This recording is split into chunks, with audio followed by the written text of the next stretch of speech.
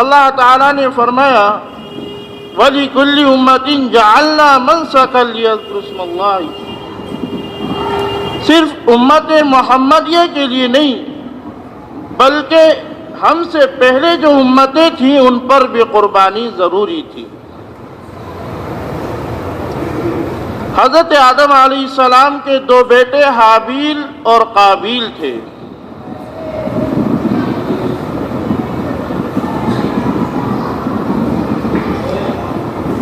اس زمانے میں دنیا میں ہی معلوم ہو جاتا تھا کہ ہماری قربانی قبول ہوئی یا نہیں ہوئی۔ اللہ تعالیٰ نے ہمارے اوپر ستاری کا معاملہ فرمایا کہ قبول ہوئی نہیں ہوئی اللہ کی بارگاہ میں ہم سے پوشیدہ رکھا ہے۔ لیکن پہلی امت میں جب حضرت آدم علیہ السلام اس دنیا میں تشریف لائے تو اس وقت بھی قربانیاں تھیں۔ اذ قربا قربانا فتقبل من احدهما ولم يتقبل من الاخر، اللہ تعالیٰ نے فرمایا کہ ہماری بارگاہ میں قربانی پیش کرو۔ ایک نے مینڈے کی قربانی پیش کی اور دوسرے نے جو ان کی کھیت میں اناج ہوئے تھے اس کی قربانی پیش کی۔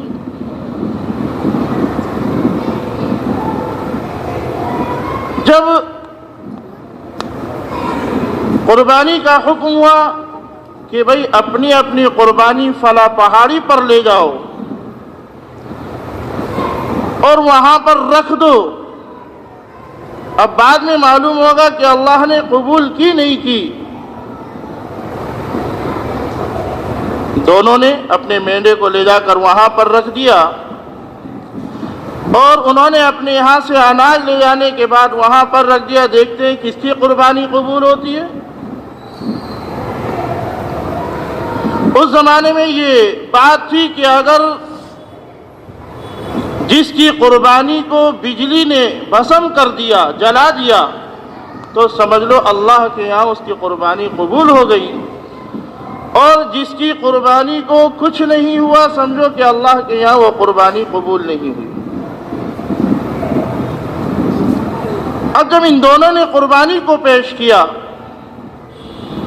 تو حابیل کی قربانی کو اللہ تعالیٰ نے قبول کر لیا اور قابیل کی قربانی کو چھوڑ دیا۔ اب اس بات سے ایک اندازہ لگائیے کہ اللہ تبارک و تعالیٰ نے ہمارے اوپر کتنی ستاری کا معاملہ فرمایا کہ بھئی اگر آج کے دور میں ایسی بات ہوتی کہ بھئی جس کے یہاں اللہ کی قربانی قبول ہو گئی اور کسی کی نہیں ہوئی تو بڑی شرمندگی کا معاملہ تھا۔ اللہ تعالیٰ نے ہمارے اوپر یہ پردہ ڈال دیا اور فرما دیا لن ینال اللہ لحومها ولا دماؤها ولکن ینالہ التقوی منکم، ہم تمہاری قربانیوں کو جلا بھی نہیں رہے، ہم تمہاری قربانیوں میں سے کوئی حصہ لے بھی نہیں رہے، تمہاری قربانی تمہیں مبارک ہو، لیکن پھر کیوں کرائی وَلَٰكِن يَنَالُهُ التَّقْوَىٰ مِنْكُمْ، اللہ تبارک و تعالیٰ کے یہاں تو دل کا جو ارادہ ہے کہ کس دل سے یہ قربانی کر رہا ہے، وہ دل کا ارادہ، وہ دل کا تقوی اللہ تعالیٰ کے یہاں پہنچتا ہے۔ وَلَٰكِن يَنَالُهُ التَّقْوَىٰ مِنْكُمْ، اللہ تعالیٰ نے یہ بھی فرمایا کہ تم یہ سمجھ رہے ہو کہ یہ جانور ہم نے ان کو باندھ دیا رسیوں سے، یہ ہمارے قابو میں آ گئے، کذالک سخرھا لکم، اللہ تعالیٰ نے مسخر کر دیا۔ غور کرو کہ کہاں ذرا سی رسیاں، کہاں اتنا طاقتور جانور، اللہ تعالیٰ نے حضرت انسان کے لیے اس کو مسخر کر دیا کہ جس طریقے سے یہ لے کر چلے تمہیں تو اس کے لیے مسخر ہو جاؤ۔ تو یہ قربانیاں ہیں۔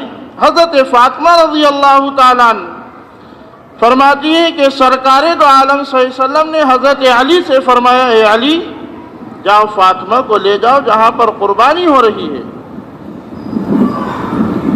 یہ قربانیوں کو اپنے سامنے دیکھیں، یہ نہیں کہ بھئی قربانی کا حصہ کر لیا، پیسے دے دیے بچ گئے، بلکہ فرمایا جاؤ اپنی آنکھوں سے دیکھیں، یہ اپنے ہاتھ سے ذبح کرے، اگر محرم ہو تو عورت بھی ذبح کر سکتی ہے۔ کہا کہ یہ جو جانور ہوا کرتے ہیں اس کے خون زمین پر گرنے سے پہلے اللہ تعالیٰ مغفرت فرما دیتے ہیں کہ اللہ یہ ہمارے ساتھ ہی ہے، پوری امت کے ساتھ ہے، کہ قیامت تک جتنے بھی امتی آئیں گے قربانی کریں گے ان کے ساتھ ہی۔ سرکار دو عالم صلی اللہ علیہ وسلم مدینہ منورہ میں جب سن 1 ہجری میں عید الاضحیٰ کی مشروعیت ہوئی، عید الاضحیٰ کی ابتدا ہوئی، تو اللہ کے رسول صلی اللہ علیہ وسلم نے مدینہ منورہ سے اپنی آخری عمر تک تقریباً 10 سال مدینہ منورہ میں رہے، 10 سال قربانیوں کی اہمیت بتاتے رہے۔ پھر جب مکہ مکرمہ میں پہنچے حجۃ الوداع کے موقع پر، تو سرکار دو عالم صلی اللہ علیہ وسلم نے حضرت علی کرم اللہ تعالی وجہ سے فرمایا کہ بھئی یمن سے 100 اونٹ لے کر آؤ۔ حضرت علی 100 اونٹ لے کر آئے اور اللہ کے رسول صلی اللہ علیہ وسلم نے 63 اونٹوں کو اپنے ہاتھ سے نحر کیا، اور جو باقی بچے حضرت علی سے فرمایا کہ اس کو تم کر دو۔ تو بہت بڑی بڑی قربانیاں پیش کی، اور یہ سب حضرت ابراہیم علیہ الصلاۃ والسلام اور حضرت اسماعیل علیہ الصلاۃ والسلام کی یادگار ہے۔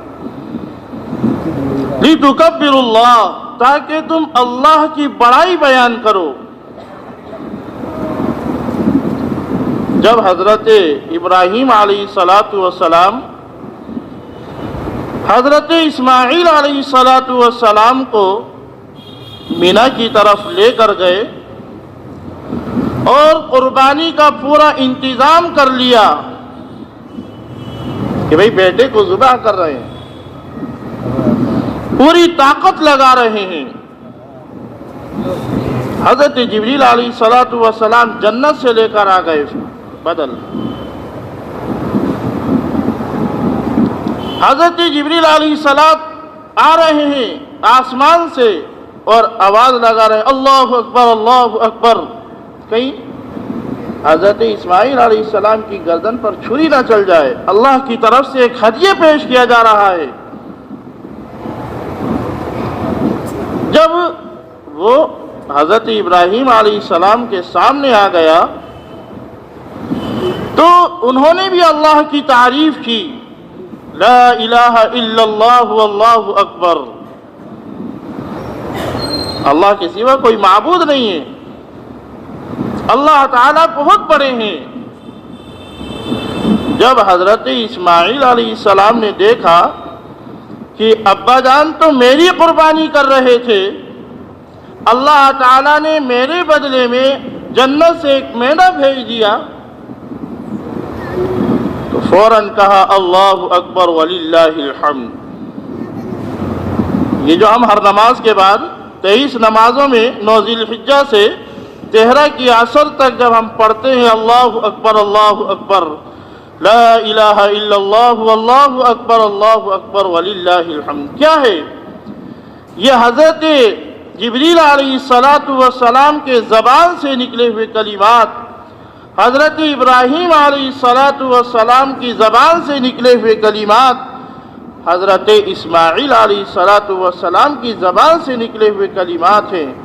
اللہ تبارک و تعالیٰ کو یہ ادا اتنی پسند آئی کہ ہمارے اوپر واجب کر دیا کہ آہستہ نہیں، زور سے بلند آواز سے ہر نماز کے بعد یہ تکبیر پڑھا کرو، اللہ اکبر لا الہ الا اللہ اللہ اکبر وللہ الحمد۔ تو ہر امت کے لیے قربانی رکھی گئی اور امت محمدیہ کے لیے یہ قربانی ہے۔ آج مشرکین بھی قربانی کرتے ہیں، کس کے نام سے؟ اپنے بتوں کے نام سے۔ عیسائی بھی قربانی کرتے ہیں حضرت عیسیٰ علیہ السلام کے نام سے، لیکن ہم قربانی کرتے ہیں اللہ تبارک و تعالی کے نام سے۔ فَصَلِّ لِرَبِّكَ وَانْحَرْ، اپنے رب کے نام سے قربانی کیجئے۔ تو ہم اللہ کے نام سے کرتے ہیں، ہمیں اور ان میں یہ فرق ہے۔ ہم اللہ کا حکم بجا لاتے ہیں، وہ اللہ کے ساتھ شرک کرتے ہیں۔ اسی لیے کسی نے جان بوجھ کر چھری چلائی اور بسم اللہ نہیں پڑھی تو قربانی حلال نہیں ہوگی، حرام ہو جائے گی پورا۔ اللہ کے نام سے بسم اللہ اللہ اکبر پڑھ کر ہم قربانی کو ذبح کرتے ہیں کہ ہم نے اللہ کے لیے بھی اس کو قربان کر دیا۔ تو یہ اللہ تعالیٰ نے فرمایا قُلْ إِنَّ صَلَاتِي وَنُسُكِي، آپ فرما دیجئے کہ کچھ عبادتیں ایسی ہوا کرتی ہیں جو خالص اللہ کے لیے ہوا کرتی۔ اِنَّ صَلَاتِي وَنُسُكِي، میرے لیے نماز پڑھو، میرے لیے قربانی کرو، وَمَحْيَايَ وَمَمَاتِي، میرے لیے زندہ رہو، میرے لیے مرو۔ یہ چار حکم اللہ تعالیٰ نے ارشاد فرمائے۔ کون ہے اللہ تعالیٰ؟ جو دنیا اور آخرت کا مالک ہے، وہ یہ فرما رہے ہیں۔ تو قربانی کے ایام چل رہے ہیں، آج غروب تک وقت رہے گا۔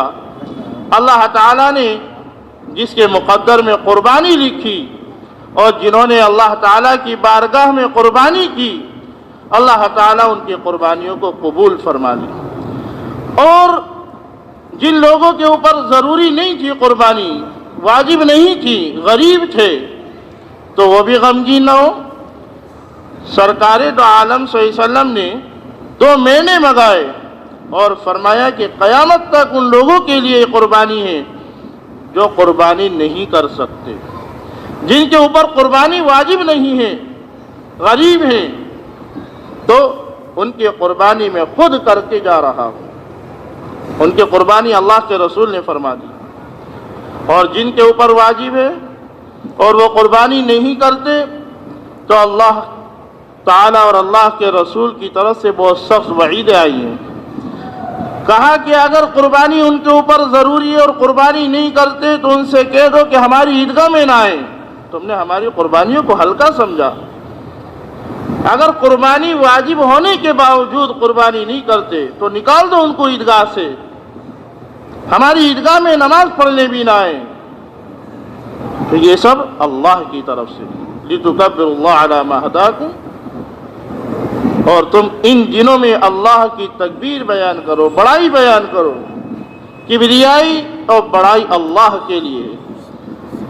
اللہ تعالیٰ نے یہ ارشاد فرمایا اور فرما دیا کہ یہ جو 3 دن ہیں 10، 11، 12 تاریخ ذی الحجہ کی، ان دنوں میں ہمارے یہاں جو سب سے زیادہ محبوب عمل ہے وہ کیا ہے؟ خون بہانا ہے۔ خوب قربانی کرو، خون بہانا ہے۔ اللہ کے یہاں سب سے زیادہ محبوب عمل خون بہانا ہے۔ اللہ تعالیٰ نے جتنی وسعت دے رکھی ہو، خوب دل کھول کر قربانی کرو، ابھی وقت ہے۔ فرمایا کہ اگر ان دنوں میں کوئی زمین بھر کے سونا اللہ کے یہاں صدقہ کرے، خیرات کرے، وہ اللہ کو اتنا محبوب نہیں جتنا کہ ان 3 دنوں میں خون بہانا محبوب ہے۔ بھئی ہم بھی اللہ کی مخلوق، وہ بھی اللہ کی مخلوق، وہ احکم الحاکمین اور وہ مالک جو چیز مانگ رہا ہے وہی چیز تو دی جائے گی۔ اللہ تعالیٰ فرما رہے ہیں کہ یہ وہ موقع نہیں ہے کہ تم صدقہ اور خیرات کرو، یہ وہ موقع ہے کہ تم قربانی کرو، خون بہاؤ۔ خیرات، صدقات، زکوٰۃ کا موقع دیا، جب سال مکمل ہو جائے زکوٰۃ ادا کرو، عید الفطر کی نماز سے پہلے صدقات ادا کرو۔ اور اللہ تعالیٰ کو ان 3 دنوں میں جو سب سے زیادہ محبوب ہے وہ خون بہانا ہے۔ اور خون بہانے کے ساتھ ساتھ اپنے دل کا ارادہ مضبوط کرنا ہے ایمان اور اسلام کے ساتھ، کیونکہ شعائر اسلام میں سے اسلام کی ایک نشانی ہے۔ تو اللہ تعالیٰ نے یہی فرمایا کہ بھئی میرے لیے نماز پڑھو، میرے لیے قربانی کرو، میرے لیے زندہ رہو اور میرے لیے ہی مرو۔ جب یہ چار چیزیں تمہارے اندر آ جائیں گی تو تم مکمل مسلمان بن جاؤ، ایمان والے بن جاؤ۔ اللہ کی طرف سے حکم آیا ہے۔ کس نے حکم دیا؟ رب العالمین نے، جو تمام عالموں کا رب ہے، اس نے حکم دیا ہے۔ تو دعا کرو اللہ تعالیٰ جس نے قربانی کی ان کی قربانیوں کو قبول فرما لے، اور جنہوں نے کسی وجہ سے نہیں کی، باوجود واجب ہونے کے باوجود، تو اللہ تعالیٰ ان کو توفیق دے دے۔ اللہ سے توفیق بھی مانگنی چاہیے، بغیر توفیق کے کچھ نہیں ہوتا۔ اللہ تعالیٰ جس سے چاہے کام لے لے، تو اللہ تعالیٰ سے توفیق بھی مانگتے رہنا چاہیے۔ اللہ تعالیٰ تمام امت مسلمہ کو صراط مستقیم پر چلنے کی توفیق عطا فرمائے، اور تمام شعائر کی ادب و احترام کی توفیق عطا فرمائے۔ وآخر دعوانا